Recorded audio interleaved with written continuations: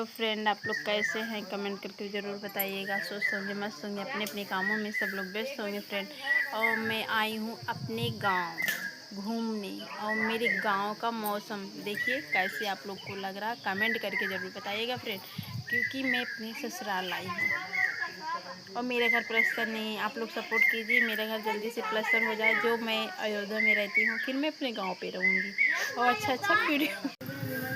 देखिए फ्रेंड, ये मेरे गांव का कुछ ऐसा मौसम है। आप लोग को कैसे लग रहा है कमेंट करके ज़रूर बताइएगा फ्रेंड। ये मेरे यहाँ मतलब अर्पित के पापा इसको लगाए थे कदम का पेड़, कितना अच्छा है, लेकिन कोई काम का नहीं है फ्रेंड। क्योंकि हमारे घर पे सब लोग बोलते हैं कि इसमें कुछ फल तो आता नहीं खाने पीने वाला, तो लगाने से क्या फायदा है ना।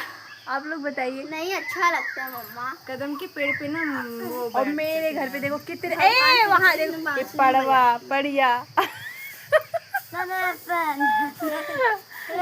सारे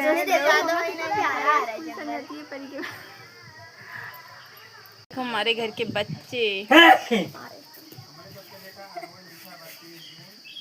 अपना नाम बोलो। हिमांशु, दिव्यांशु।